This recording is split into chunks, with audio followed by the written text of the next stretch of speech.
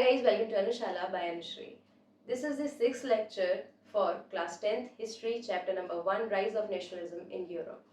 इस लेक्चर में हम देखने वाले हैं कि 1815 में वाटरलू के बैटल में हारने के बाद नेपोलियन को किस तरीके से खत्म कर दिया जाता है और अब जो बाकी कंट्रीज हैं जो यूरोप में उस समय स्ट्रॉन्ग थी, जैसे कि Britain, Russia, Prussia and Austria, ये चारों मिलकर किस तरीके से फ्रांस को सप्रेस करने की कोशिश करेंगे। क्यों? क्योंकि सबसे पहले रेवोल्यूशन इमर्ज हुआ आपके फ्रांस से, है ना। और रेवोल्यूशन होने के बाद ही कैसे जैकोबिन क्लब के मैक्सिमिलियन रॉबेस्पियर आकर उसको रूल करेंगे, वो हटेंगे, उसके बाद नेपोलियन आएंगे। और नेपोलियन एक्चुअली बहुत सारे चेंजेस लेकर आते हैं। हमने देखा था अपने सेकेंड लेक्चर में जब हम पढ़ रहे थे नेपोलियनिक या फिर सिविल कोड ऑफ 1804 के बारे में, कैसे नेपोलियन इतने सारे चेंजेस लेकर आते हैं और एक्चुअली लोग उन चेंजेस से इम्प्रेस होते हैं।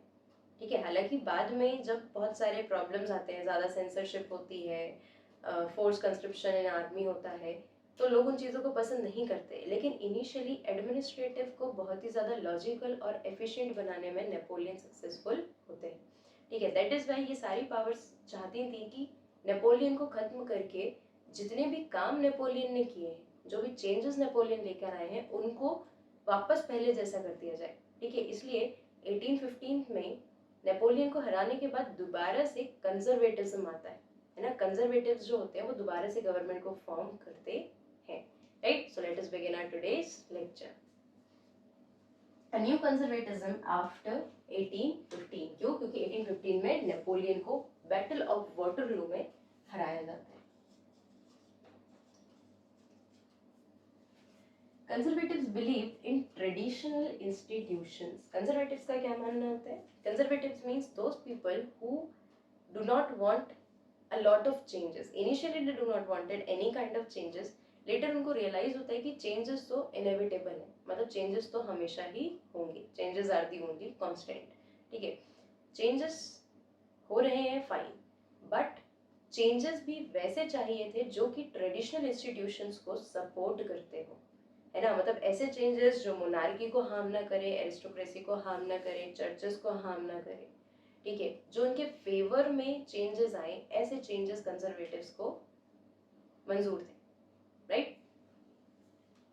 What kind of traditional institutions of state and society like church, monarchy, social hierarchies, property and family should be preserved. Conservatives का कहना था कि जितने भी ट्रेडिशनल इंस्टीट्यूशंस हैं, ठीक है, जैसे कि फैमिली, जो इनहेरिटेड प्रॉपर्टी है, चर्च है, एरिस्टोक्रेसी है, मोनार्की है, ये सारे चीज़ों को प्रिजर्व करके रखना ज़रूरी है। क्यों? यहाँ पर एक टर्म आया है सोशल हायरार्की, है ना। इसका इसका मतलब क्या होगा कि जो सोसाइटी में एक क्लास डिवीजन है कि एक एरिस्टोक्रेसी अपर क्लास है, उसके पास प्रिविलेजेस हैं on the basis of birth. ठीक है, फिर एक मिडिल क्लास इमर्ज हुई है, उसके पास कितने राइट्स हैं। ये जो एक सोशल हायरार्की है, इसको सपोर्ट कौन करता है? आपके conservatives, right. Then they accepted that modernization could strengthen monarchy. Later when they realized कि changes inevitable हैं, उनको आप ज़्यादा समय तक रोक नहीं पाएंगे, तो फाइनली वो ये एक्सेप्ट करते हैं कि चेंजेस ऐसे होने चाहिए जो मोनार्की को स्ट्रेंथन करे, है ना, मोनार्की को और ज़्यादा स्ट्रॉन्ग बना दे, ना कि चेंजेस जैसे कि नेपोलियन लेकर आए थे जो कि एक मिडिल क्लास को इमर्ज होने में मदद कर रहा है। What kind of changes? Modern army, efficient bureaucracy, dynamic economy, abolition of serfdom and feudal system. कैसे changes conservatives को मंजूर थे? मॉडर्न आर्मी, मतलब अपनी आर्मी को और ज़्यादा मॉडर्नाइज करके रखना। चेंजेस आ रहे हैं तो ठीक है, हम मशीन्स का यूज़ कर सकते हैं, है ना, हम और भी ज़्यादा मॉडर्न टेक्निक्स अपनी आर्मी को सिखा सकते हैं, जिससे मोनार्की और ज़्यादा स्ट्रॉन्ग होगी। Then efficient bureaucracy. नेपोलियन का जो एडमिनिस्ट्रेटिव सिस्टम था, उसके कुछ चेंजेस ऐसे थे जिन्होंने एडमिनिस्ट्रेशन को बहुत स्ट्रॉन्ग किया था, ब्यूरोक्रेसी को बहुत ज़्यादा स्ट्रॉन्ग किया था। ठीक है, so they were happy with those kind of changes. Then dynamic economy. जब हमने पिछले लेक्चर में देखा था nationalism in terms of the economy, economic nationalism जब हमने देखा था, तो किस तरीके से हमें समझ आया था कि जब लोग इकोनॉमिकली थोड़े से स्टेबल होने लगते हैं, है ना, एक कमर्शियल क्लास इमर्ज हो रही थी, तो उनके अंदर एक कॉन्फिडेंस आ रहा है। अगर इकोनॉमी स्ट्रांग होगी तो अल्टीमेटली मोनार्की को भी फायदा होगा और बाकी सिटीजन्स को भी फायदा होगा। Then abolition of serfdom and feudal system. जो फ्यूडल सिस्टम था, फ्यूडल लॉर्ड्स बना दिए गए हैं, सर्वडम यानी कि फोर्स लेबर्स बना दिए गए हैं जिनको उनके लिए काम करना जरूरी है ना। हालांकि सर्वडम्स को पहले क्या किया जाता है, पूरी तरीके से अबॉलिश किया जाता है, राइट, जब पहले वाली कंजर्वेटिव गवर्नमेंट थी। लेकिन यहाँ पर दे अग्री कि सर्वडम और फ्यूडल सिस्टम को अबॉलिश करना सही है। इट मीन्स जो आपके कंजर्वेटिव्स हैं they are also supporting some kind of changes. Then 1815 में क्या होता है, बैटल ऑफ वाटरलू में नेपोलियन को हराया जाता है। कौन हराता है? 4 European powers. These are Britain, Russia, Prussia and Austria. Russia and Prussia, these are 2 different countries, ठीक है। स्पेलिंग और प्रोनाउंसिएशन दोनों एक जैसा है, लेकिन कंफ्यूज मत होना, ठीक है। ये रशिया है एंड दिस इज प्रशिया, ठीक है। So these are the representatives of European power and they defeat Napoleon, ठीक है। ये मिलके नेपोलियन को हराते हैं और उसका कारण यही रहता है कि इनको डर रहता है कि किस तरीके से नेपोलियन जो एक रेवोल्यूशन से सामने आया है ना, और जिसके रहते भी इतने सारे चेंजेस आए और लोग रेवोल्यूशन करने के लिए तैयार हैं, तो कहीं ऐसा ना हो कि इनकी कंट्रीज में भी रेवोल्यूशन करने के लिए लोग इमर्ज हो जाए, है ना। और अगर रेवोल्यूशनरीज बढ़ेंगे, इनकी कंट्री में भी इन्फ्लुएंस होंगे, तो इनकी मोनार्कियल पावर को खतरा है। That is why they collectively come together and they defeated Napoleon. Then after defeating Napoleon, they met at Vienna. ठीक है, Vienna is the name of a place to draw a settlement for Europe. Vienna में क्यों मिलते हैं ये चारों countries?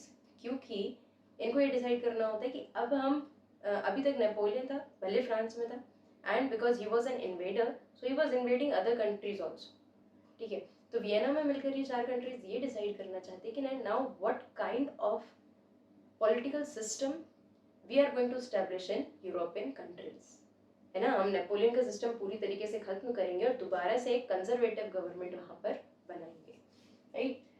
So a treaty of Vienna in 1815 was made and ये जो ट्रीटी हुई, ठीक है, इसके लिए एक मीटिंग होगी, उसको कांग्रेस बोला गया है। It was headed by Duke Metternich. Who was he?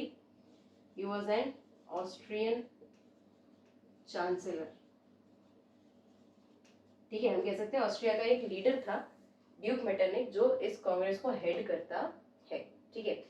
यहाँ पर ट्रीटी ऑफ वियना जो है, ट्रीटी ऑफ वियना के मेन इंटेंशन थे undoing the changes done by Napoleon. Like whatever changes are done by Napoleon, they should be undone again, है ना। मतलब उनको दोबारा से पहले जैसा कर दो। उसने कंजर्वेटिव गवर्नमेंट को हटाया, आप दोबारा से कंजर्वेटिव गवर्नमेंट को लाओ और चेंजेस को भी पूरी तरीके से पहले जैसा कर दो, ठीक है। सो बourbon डायनेस्टी वाज रिस्टोर्ड। बourbon डायनेस्टी कहाँ से आई? फ्रेंच रेवोल्यूशन जब शुरू होता है तो हम देखते हैं लुइस 16 नाम का एक राजा होता है ना। He belongs to Bourbon dynasty. इन्हीं को हटाकर मैक्सिमिलियन रॉबिस्पियर आएंगे, मैक्सिमिलियन रॉबिस्पियर हटाने के बाद नेपोलियन आएंगे, ठीक है। नेपोलियन को हटाने के बाद ये लोग दोबारा से बourbon डायनेस्टी को स्टैब्लिश कर देते हैं, ठीक है, या रिस्टोर कर देते हैं। देन क्यों?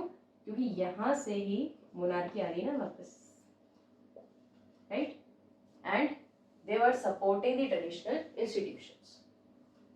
Then France lost territories it had annexed under Napoleon.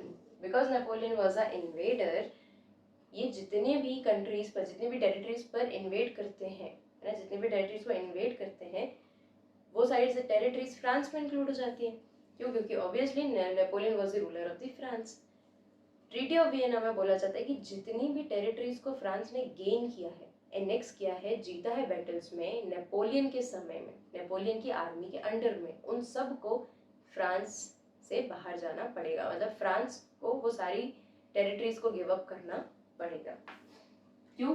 क्योंकि फ्रांस की पावर को कम करना चाह रही थी ये बाकी की European powers. Then preventing French expansion.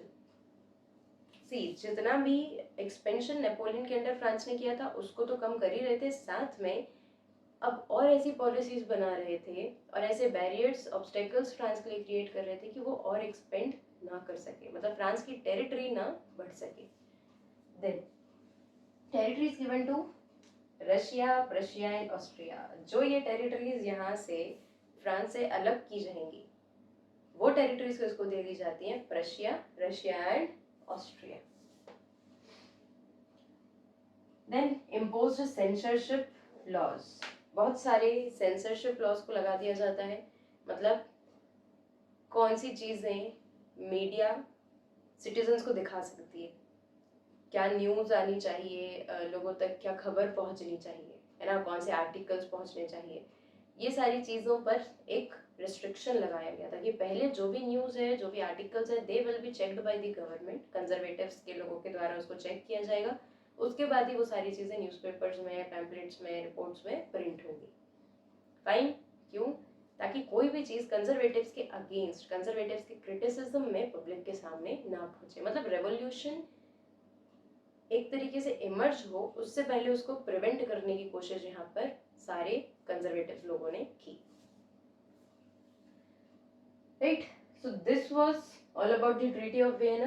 ठीक है, ट्रीटी ऑफ वियना का मेन इंटेंशन ये होता है कि नेपोलियन का पूरी तरीके से इम्पैक्ट खत्म कर दिया जाए फ्रांस में और बाकी यूरोपियन कंट्रीज में, और कंजर्वेटिव्स को दोबारा यहाँ पर लेकर आया जा सके, ताकि जो नेशनलिज्म इमर्ज हो रहा था लोगों के अंदर उसको थोड़ा थोड़ा सप्रेस किया जा सके और रेवोल्यूशन को कम्प्लीटली अवॉइड किया जा सके। लेकिन यहाँ पर अब जब एक बार लोगों के सामने से कंजर्वेटिव गवर्नमेंट हट जाती है ना, नेपोलियन का राज आता है, लोग कहीं ना कहीं थोड़े बहुत खुश होते हैं, हालांकि बाद में ड्यू टू सेंसरशिप लॉज और बहुत सारी पॉलिसीज के कारण, इंक्रीज टैक्सेशन के कारण लोग नेपोलियन से भी परेशान होते हैं फ्रांस के, बट कंजर्वेटिव गवर्नमेंट से बहुत ही ज़्यादा परेशान थे पहले से। ठीक है, यहाँ पर जितना ज़्यादा ये सप्रेस करने की कोशिश करेंगे रेवोल्यूशन को, फ्रेंच कंट्री से, फ्रेंच रेवोल्यूशन से बाकी कंट्रीज उतना ही ज़्यादा इन्फ्लुएंस होंगी। ठीक है, मतलब रेवोल्यूशन तो होना तय है, but conservatives here tried to suppress the revolution through various methods, है ना, नेपोलियन का इम्पैक्ट पूरी तरीके से खत्म करने की कोशिश करते हैं। Right, so this was all about a new conservatism after 1815, मतलब नेपोलियन की डेथ यहाँ पर हुई, उसके बाद क्या क्या चेंजेस लिए गए, उसकी पॉलिसीज को कैसे चेंज किया गया, ये हमने यहाँ पर देखा। In the next lecture we will be seeing कि कंजर्वेटिज्म को इतना ब्रॉडली दोबारा से अप्लाई करने के बाद अब कौन सी सिचुएशंस इमर्ज होंगी जिसकी वजह से लोग रेवोल्यूशन में आएंगे, और नेशनलिज्म कौन सा शेप ले रहा है आगे, ये देखेंगे हम यूरोप में। Right, so this is it for today's lecture, and if you have any doubt do ask me in the comment section, and don't forget to like, comment, share and subscribe. Thank you.